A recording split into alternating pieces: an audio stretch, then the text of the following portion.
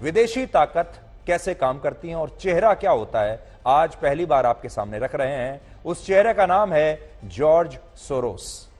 आप में से ज्यादातर लोगों ने इसका नाम नहीं सुना होगा, लेकिन जो लोग अंतर्राष्ट्रीय स्तर पर बहुत सारी रिसर्च करते हैं, पढ़ते रहते हैं, उनके लिए जॉर्ज सोरोस एक बहुत जाना माना नाम है, क्योंकि जॉर्ज सोरोस अमेरिका के एक बहुत बड़े उद्योगपति हैं, बहुत बहुत शक्तिशाली हैं, जो हमारे देश में टुकड़े टुकड़े गैंग की विचारधारा रखने वाले लोगों को अलग अलग माध्यमों से पैसा देते हैं, मदद करते हैं, ताकि वो भारत विरोधी प्रचार कर सकें और भारत को कमजोर कर सकें। अभी हाल ही में उन्होंने यानी जॉर्ज सोरोस ने एक बहुत बड़ा बयान दिया है। जॉर्ज सोरोस ने कहा है कि गौतम अडानी के मामले पर प्रधानमंत्री नरेंद्र मोदी को जवाब देना ही पड़ेगा और अडानी विवाद से भारत की राजनीति में नरेंद्र मोदी की पकड़ कमजोर होगी और इससे 2024 में भारत में लोकतंत्र आने की उम्मीद है। तो बड़ी बात जो कह रहे हैं वो ये, 2024 में भारत में लोकतंत्र आने की उम्मीद है। यानी उनका कहना है कि भारत में अभी लोकतंत्र नहीं है और 2024 में अगर प्रधानमंत्री मोदी सत्ता से बाहर हो जाते हैं तो अब तब भारत में लोकतंत्र आएगा। और ये सारी बातें उन्होंने जर्मनी के म्यूनिक सिक्योरिटी काउंसिल की बैठक में कही। इसलिए सबसे पहले आप ये बयान सुनिए ध्यान से कि वहां पर बैठकर वो कैसे भारत विरोधी बयान दे रहे हैं और इस बयान में आपको किस तरह की फीलिंग आएगी, ये इस बयान के बाद हम आपको बताते हैं। 92 वर्ष के जॉर्ज सोरोस अमेरिका की मशहूर इन्वेस्टमेंट मैनेजमेंट कंपनी जिसका नाम है सोरोस फंड मैनेजमेंट LLC, इस कंपनी के फाउंडर हैं और आज की तारीख में उनकी कुल नेटवर्थ है 8.5 बिलियन US डॉलर्स, यानी 70,418 करोड़ रुपए। यानी इस आदमी की जो नेटवर्थ है 70,000 करोड़ का आदमी है। ये काफी पैसे वाला है, ये तो आप समझ गए होंगे। अब बड़ी बात यह है कि जॉर्ज सोरोस की ताकत उनका ये पैसा नहीं है, बल्कि उनकी ताकत है उनका वो NGO, उनकी वो फाउंडेशन, जिसकी मदद से वो बहुत सारे देशों को पहले भी अस्थिर कर चुके हैं। और पिछले कुछ वर्षों से जॉर्ज सोरोस के निशाने पर हमारा देश भारत है और जॉर्ज सोरोस के इस NGO का नाम है ओपन सोसाइटी फाउंडेशंस, जिसकी स्थापना वर्ष 1993 में हुई थी और भारत में इस NGO का प्रवेश हुआ वर्ष 1999 में। इसलिए इस कहानी को ध्यान से सुनिएगा और देखिएगा कि इस कहानी में, हमारी और आपकी इस कहानी में, जॉर्ज सोरोस की एंट्री कब हुई। जॉर्ज सोरोस की ओपन सोसाइटी फाउंडेशंस की एंट्री होती है 1999 में हमारे और आपके जीवन में। जॉर्ज सोरोस के मुताबिक उनका ये NGO ऐसी संस्थाओं और ऐसी ग्रुप्स को फंडिंग देता है जो अपने देशों में लोकतंत्र, पारदर्शिता और अभिव्यक्ति की आजादी के लिए संघर्ष कर रहे हैं। इसे ऐसे समझिए कि हर देश में एक टुकड़े टुकड़े गैंग जरूर होता है जिसके द्वारा लोकतंत्र और अभिव्यक्ति की आजादी के नाम पर दुकानें चलाई जाती हैं और इन दुकानों के जरिए वहां की मौजूदा सरकार को और उन देशों को कमजोर किया जाता है। वहां बगावत के बीज बोए जाते हैं और ऐसी ही दुकानों को जॉर्ज सोरोस के जो NGO हैं वहां से फंडिंग मिलती है। भारत में इस NGO का कनेक्शन PFI जैसे इस्लामिक कट्टरपंथी संगठन से है, अर्बन नक्सल से है, क्रिश्चियन मिशनरीज से है, ऐसे पत्रकारों और बुद्धिजीवियों से भी है जिन्हें भारत का लोकतंत्र हमेशा खतरे में दिखाई देता है, जिन्हें भारत का संविधान हमेशा खतरे में दिखाई देता है, जो कोविड के समय भारत के खिलाफ काम करते हैं, जिन्हें भारत में बनी कोविड की वैक्सीन पर कभी विश्वास नहीं होता, जिन्हें रफाल पर विश्वास नहीं होता, जिन्हें भारत की किसी चीज पर विश्वास नहीं होता। आपने देखा होगा हमारे देश में एक वर्ग है, हम अक्सर उसे टुकड़े टुकड़े गैंग कहते हैं।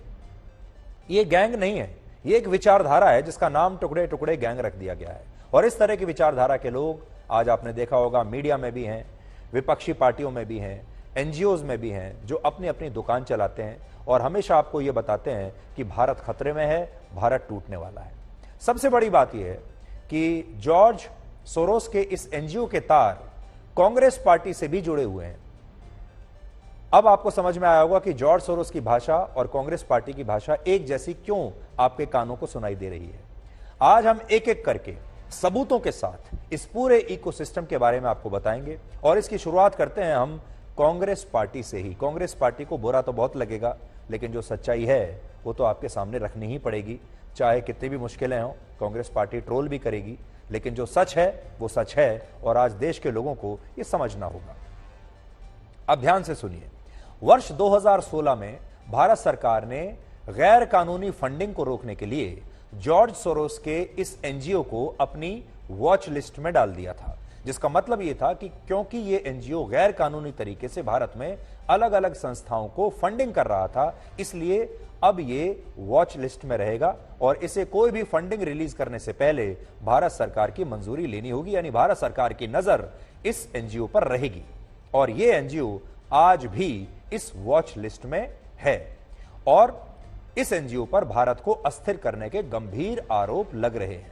लेकिन बड़ी बात यह है, सिर्फ आरोपों से बात नहीं बनती, सबूत कहां है? अब बड़ी बात यह है, आज जब हम इस एनजीओ की वेबसाइट पर गए, जो कि आप भी जा सकते हैं अगर चाहें, तो हमें पता चला कि सलील शेट्टी नाम का एक व्यक्ति इसी एनजीओ का वाइस प्रेसिडेंट है। अब सलील शेट्टी कौन है मैं आपको बताऊंगा, लेकिन पहले आप ये देख लीजिए कि ये व्यक्ति इस एनजीओ का वाइस प्रेसिडेंट है और ये वही व्यक्ति है जो 11 अक्टूबर 2022 को राहुल गांधी की भारत जोड़ो यात्रा में उनके साथ शामिल था। ये उसकी तस्वीर है। यहां हम कुछ कड़ियों को आपके सामने जोड़ेंगे जिससे आपको पूरी कहानी समझ में आएगी। आपको याद होगा, वर्ष 2019 और 2020 में दिल्ली में नागरिकता संशोधन कानून, जिसे अंग्रेजी में CAA कहते हैं, CAA के खिलाफ शाहीन बाग में एक बहुत बड़ा आंदोलन हुआ था। इस दौरान 24 जनवरी 2020 को जॉर्ज सोरोस ने स्विट्जरलैंड के डावोस में एक बयान दिया था और प्रधानमंत्री नरेंद्र मोदी भारत को एक हिंदू राष्ट्रवादी देश बना रहे हैं, ऐसा कहा था जॉर्ज सोरोस ने। और नागरिकता संशोधन कानून के तहत भारत में लाखों मुसलमानों की नागरिकता छीनी जा रही है, यह बयान दिया था जॉर्ज सोरोस ने। इसी भाषण में जॉर्ज सोरोस ने यह भी कहा था कि वो ऐसी राष्ट्रवादी ताकतों से लड़ने के लिए अपने एनजीओ के जरिए अलग अलग संस्थाओं को $1 बिलियन यानी आज के हिसाब से 8,200 करोड़ रुपए की मदद देंगे। और यह ऐलान 24 जनवरी 2020 को जॉर्ज सोरोस ने किया था। अब जॉर्ज सोरोस ने 2020 में जो बयान दिया वो भी आपको बिल्कुल वैसा ही लगेगा जैसा नागरिकता संशोधन कानून के दौरान हमारे देश के विपक्षी नेता जैसा बयान देते थे। कांग्रेस पार्टी जो कहती थी और जॉर्ज सोरोस ने जो कहा, वो बिल्कुल आपको उसमें समानता नजर आएगी। लेकिन इसके बाद 25 जनवरी 2020 को शर्जील इमाम नाम के एक छात्र नेता ने CAA के खिलाफ एक विरोध प्रदर्शन के दौरान यह बयान दिया कि अगर 5 लाख मुसलमान इकट्ठा हो जाएं तो असम राज्य को भारत से अलग कर देंगे। और इस बयान के 2 दिन बाद यानी 27 जनवरी 2020 को भारत की एनफोर्समेंट डायरेक्टरेट ने अपने डॉक्यूमेंट्स में यह बताया कि PFI से बहुत सारे लोगों को लाखों रुपए दिए गए हैं। और यह दस्तावेज आज मैं साथ लाया हूं जिसमें लिखा है कि PFI के लोगों को कहीं से पैसा मिल रहा है और उनकी जो फंडिंग है वो कहीं से आ रही है। देखिए, आज ओमिडियार नेटवर्क जॉर्ज सोरोस से जुड़ा हुआ है और इस नेटवर्क ने भारत में 8,000 करोड़ रुपए अलग अलग एनजीओज में, न्यूज की वेबसाइट्स में और दूसरी संस्थाओं में निवेश किए हुए हैं। 8,000 करोड़। उदाहरण के लिए फ्रांस का एक एनजीओ है जिसका नाम है फॉरबिडन स्टोरीज। इस एनजीओ में जॉर्ज सोरोस के इसी सहयोगी नेटवर्क ने पैसा लगाया है और फॉरबिडन स्टोरीज ने ही एक नेटवर्क लॉन्च किया जो हर साल प्रेस फ्रीडम इंडेक्स जारी करता है। अब आगे बढ़ने से पहले आपको बताते हैं, आपने देखा होगा हमारे देश के विपक्षी नेता अक्सर आपको बताते हैं कि भारत जो है वो प्रेस फ्रीडम इंडेक्स में बहुत नीचे है और भारत में प्रेस को आजादी नहीं है।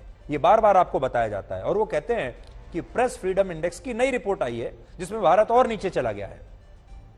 तो ये जो प्रेस फ्रीडम इंडेक्स है, इस इंडेक्स में भारत को 180 देशों की सूची में 150वें नंबर पर रखा गया है, जिससे आज आप पूरा खेल समझ सकते हैं। अब आप समझ जाएंगे कि प्रेस इंडेक्स फ्रीडम में भारत का स्थान हमेशा नीचे क्यों होता है। प्रेस इंडेक्स फ्रीडम जैसी संस्थाएं जो हैं वो भारत की हमेशा आलोचना क्यों करती हैं और क्यों इस तरह की संगठनों में जब ये सर्वे करते हैं, अपनी रिपोर्ट बनाते हैं तो कहते हैं कि भारत में प्रेस को आज़ादी नहीं है, मीडिया को आज़ादी नहीं है, भारत में मानव अधिकारों का हनन हो रहा है, भारत में मुसलमानों का दमन हो रहा है।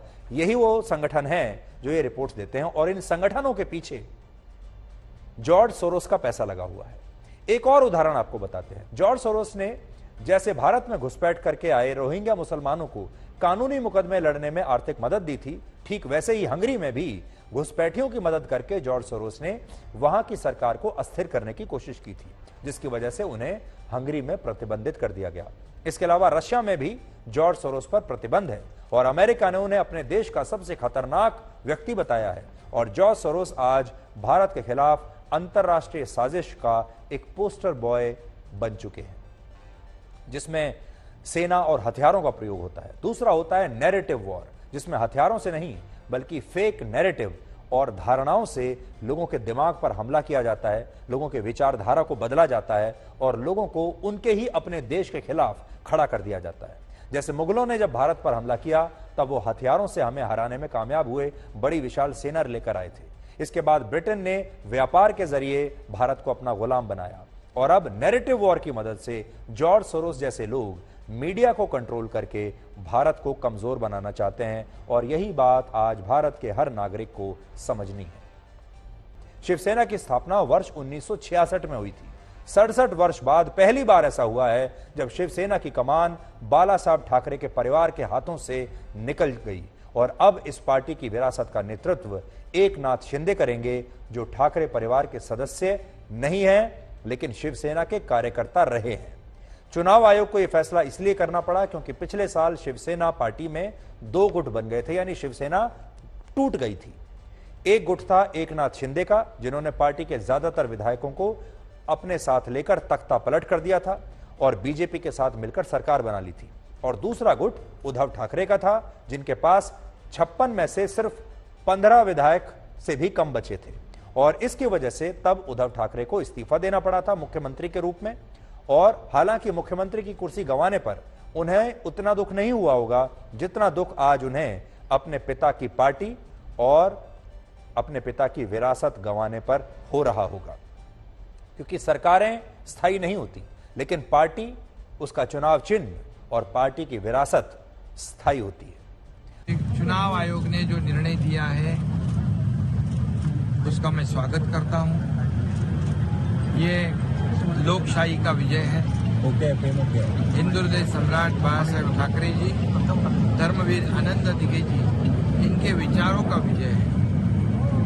और मेरे साथ मैंने जो भूमिका ली उसके साथ जो 50 विधायक और 13 सांसद, हजारों लाखों कार्यकर्ता, पदाधिकारी, शिव सैनिक, ये इनका विजय है और इसलिए मैं चुनाव आयोग को धन्यवाद देता हूँ। ये सरासर अन्याय है। मैंने जैसे कहा कि अब अपने देश में तानाशाही की शुरुआत हो गई है, ऐसा ऐलान अपने प्रधानमंत्री कर दे तो ज्यादा अच्छा रहेगा, क्योंकि अब प्रजातंत्र तो देश में रहा नहीं और जिस तरीके से उन्होंने आज फैसला सुनाया है, इतने दिनों से हमारे पीछे वो पड़े थे और जिस फॉर्मेट में उन्होंने जो भी मांगा वो एफिडेविट था, फिर हमारे जितने सारे मेंबर्स है उनके भी सदस्य पत्र थे, लाखों के संख्या में हमने उनको दे दिए थे। इसके बावजूद आज वो अगर कहते हैं कि सिर्फ विधायक और सांसदों के ऊपर पार्टी किसके पास है ये तय उन्होंने किया, तो ये अन्याय है। ब्रिटेन के उस आर्थिक संकट का आपके लिए विश्लेषण कर रहे हैं आखिर में, जिसके कारण वहां रहने वाले भारतीय छात्र इस समय बहुत परेशान हैं। ये छात्र ना तो अपनी पढ़ाई छोड़कर भारत लौट पा रहे हैं और ना ही ब्रिटेन में अपनी पढ़ाई अच्छी तरह से पूरी कर पा रहे हैं, क्योंकि ब्रिटेन में महंगाई बहुत बढ़ गई है।